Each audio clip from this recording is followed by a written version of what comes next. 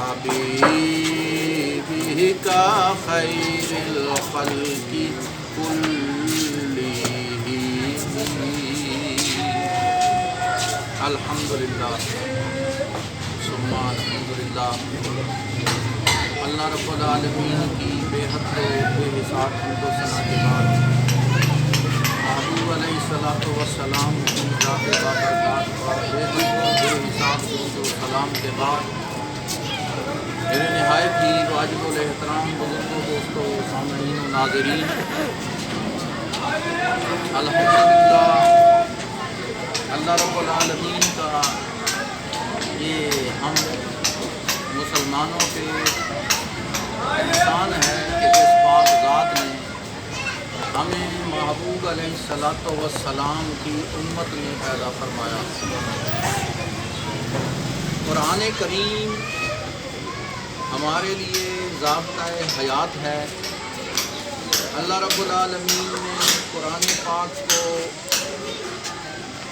زندگی کا ضابطہ اور زندگی میں ہم نے کس طرح رہنا ہے اس دنیا کے اندر، اور آخرت کی جو زندگی ہے اس کے لیے ہم نے کیا کمانا ہے، کیا کرنا ہے، قرآن پاک میں یہ تمام چیزیں واضح ہیں۔ جو شریعت میں ہم نے سیکھا ہے وہی ہمارے کام آنے والا ہے۔ اللہ پاک نے قرآن پاک میں ارشاد فرمایا کہ ہر نفس نے، ہر ذی روح نے موت کا ذائقہ چکھنا ہے۔ یہ جو موت ہے یہ اس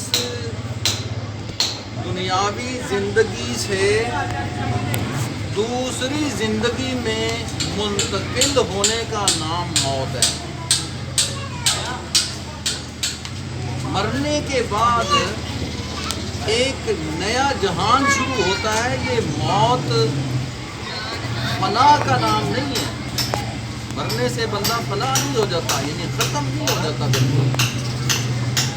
یہ دوسری زندگی میں چلا جاتا ہے، دوسرے جہان میں، جس کو عالم برزخ کہتے ہیں۔ یہ عالم دنیا ہے۔ جب مرنے کے بعد جب روح جسم سے نکل جاتی ہے تو عالم برزخ میں چلا جاتا ہے انسان، اور وہاں پر قیامت تک رہتا ہے۔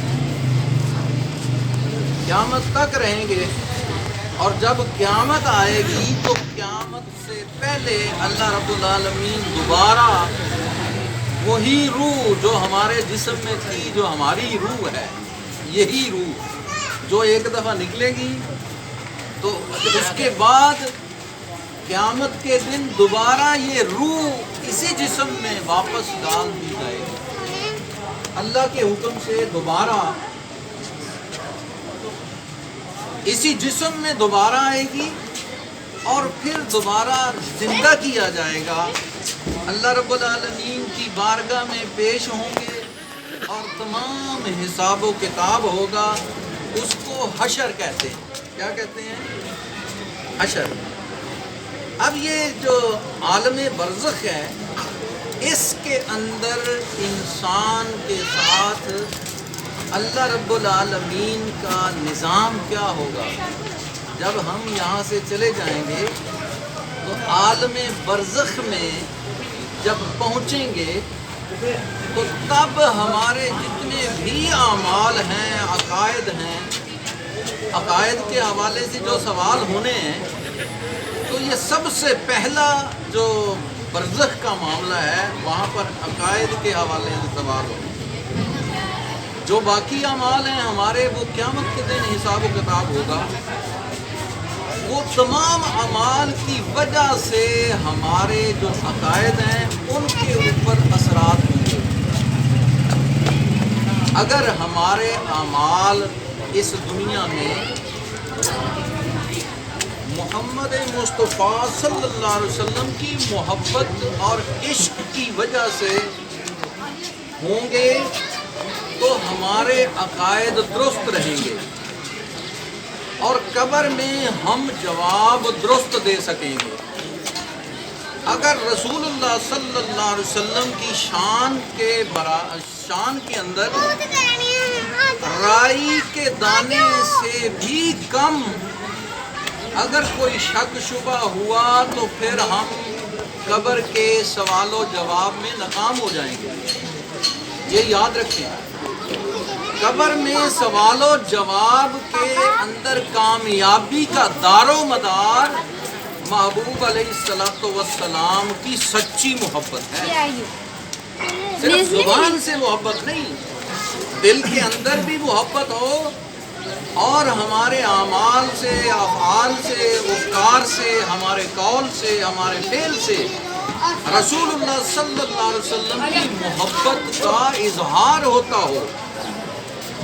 اور یہ اظہار جو ہے اللہ رب العالمین کو بہت زیادہ پسند ہے. کیوں پسند ہے؟ اس لیے کہ جو محبوب کی نقل اتارتا ہے اللہ اس پر خوش ہوتا ہے، راضی ہوتا ہے. کیسے؟ آپ اپنے گھروں میں جب آپ کا بچہ چھوٹا سا بولنا شروع کرتا ہے تو آپ کی نقلیں اتارتا ہے، والدین کی، والدہ کی، والد کی، اور وہ زبان اس کی لڑکھڑاتی ہے، الفاظ کو درست ادا نہیں کر پاتا، اس کے الفاظ مبہم ہوتے ہیں اور بے ترتیب ہوتے ہیں. لیکن جب وہ نقلیں اتارتا ہے تو ماں باپ خوش ہوتے ہیں. کیوں خوش ہوتے ہیں؟